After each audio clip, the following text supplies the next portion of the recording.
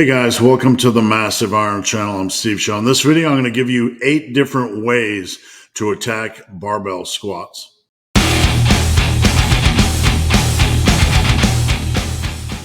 Before I get into this topic, if you have any questions or comments, drop them down below. The best topic ideas I turn into videos just like this. If you need coaching, I'd love to work with you. Check out the link below. All right.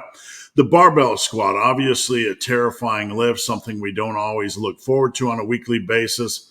In this video, I'm going to give you some different set and rep schemes, some different approaches, ways to attack the barbell squat that might bring a little bit of joy in your life, you know what I'm saying, when it comes to squatting. So let's dive into things a little bit. What follows are 8 different set and rep schemes you can use to attack your squats. None of these are magic, obviously, but we have to put the caveat in. Just forget the question, which of these are best? It's a non-question. Best is the one that appeals to you. Now, if you're going to run one of these, I recommend running it for a phase or a block, which is usually about 3 to 5 months at least, a 3 to 5 month phase or block of training. You also want to do so while on a bulk because we're here to build muscle. We're not here to maintain, or plantain, or anything like that. Now, the first one is the 4-8-8-12. Those of you that are familiar with my Massive Iron world know of the bench press protocol, the 5-10-10-20. This is something that we've kind of created for the squat, the 4-8-8-12. Here, you're going to use 4 working sets for your squat. You're going to use the same weight for each set. So you're going to do your warm-up sets, and then you're going to get into this protocol. You're not going to change weight for any of the sets. You're going to start with approximately your 15 rep max the first time you do this, and then you'll adjust moving forward. Now, the last set, you're going to push for 12 reps. And if you hit 12 reps, you're going to add 5 pounds the next time into the gym. You're going to notice on this protocol that the first set is going to feel the heaviest. The second one is going to feel a little bit lighter. You're going to gain a little bit of confidence as you move along because your central nervous system is waking up just a little bit. This is a wonderful way to train the squat.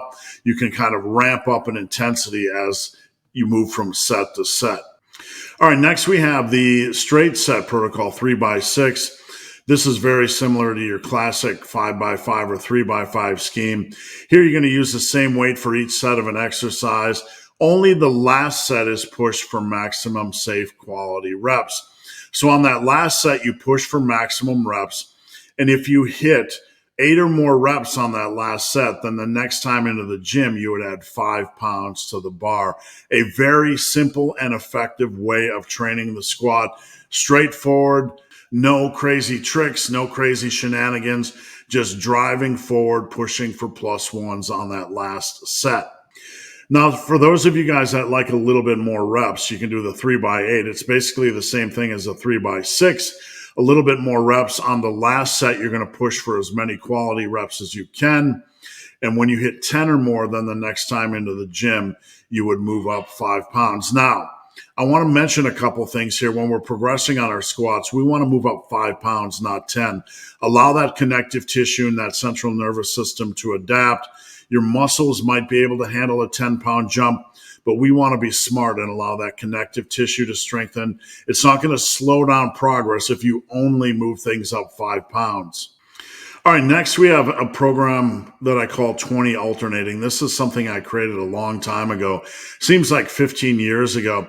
I found when I was doing my 20 rep squats that doing them every week became a little bit mentally tedious. So what I started to do is I would alternate week in and week out. One week I would have that big 20 rep effort, and the next week I would deload 10% and maybe go down as low as 15 reps. I found that by pushing my 20 repper every other week, it was a more enjoyable protocol.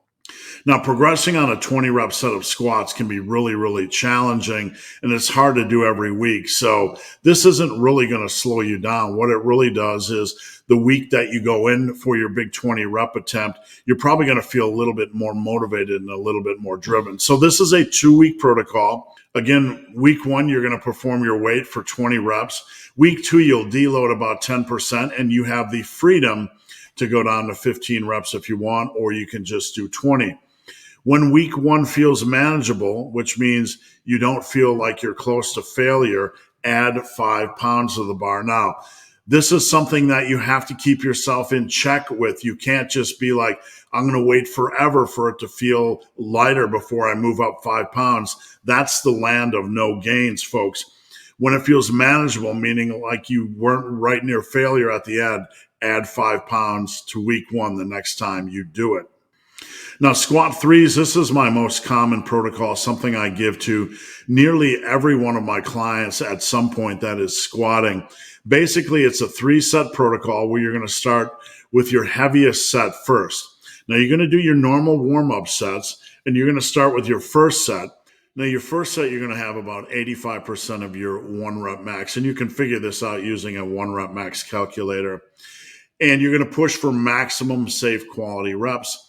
Set number 2, you're going to drop weight about 10%. You're going to push for max safe quality reps.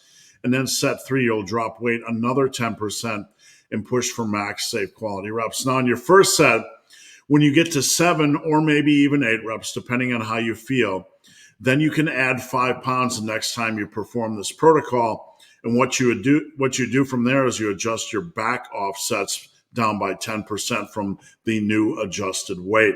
The benefits of this protocol is that after the first set, after that really hard set, you get to drop weight a little bit. You get kind of a mental and physical break. Your central nervous system's really rocking.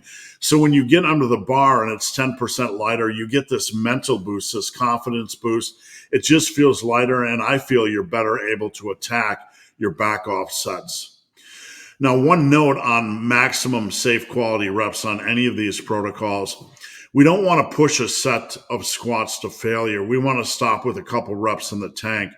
So push these sets for as many quality reps as you can, but stop when you feel like you're going to fail on the next rep or when form starts to break down.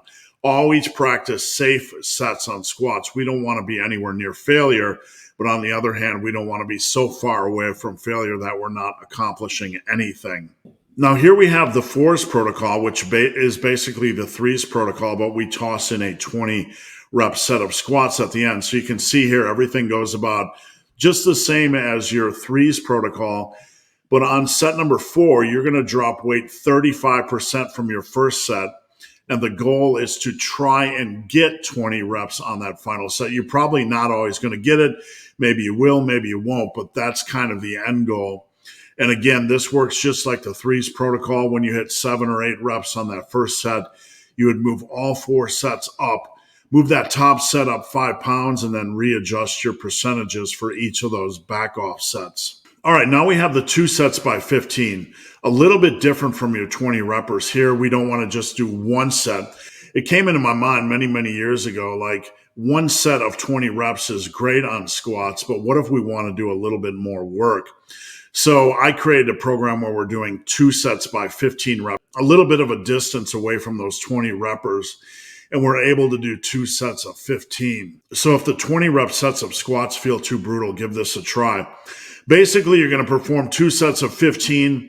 When the last set feels manageable, meaning it doesn't feel like it was right near failure, then move both sets up 5 pounds the next time into the gym. This is an excellent option as well for those of you that want a lighter squat day. Those of you that want to squat twice a week but want a lighter squat day, this would be a great lighter squat day effort. All right, now finally we have the 10-8-6-4 drop. This is 5 sets of squats. It's a pyramiding set. You're going to start lighter and you're going to ramp up heavier and heavier. So basically your first set, you're going to start with about 10 reps at about 70% of your 1-rep max. This is just your first workout weight, so things will adjust or auto-regulate as you move forward. Set number 2, you're going to bump weight by about 5% and perform 8 reps. Set number 3, another 5%, perform 6 reps. And set number 4, you're going to bump up another 5% and perform 4 reps. So if you're squatting 200 for your first set, a 5% bump would put you to 210, then 220, then 230, about. For your 5th set, you're going to drop weight 20% from set 4, and you're going to perform for max safe reps. The goal for set 4 is at least 4 reps. When you're able to get 4 or more, you would add 5 pounds to set number 1 the next time into the gym and readjust your percentages moving up in weight. So let me know what you think, guys. Which one of these are most appealing to you? Are any of them something you want to give a try? Drop a comment down below. Thanks for watching, guys, and have a great day.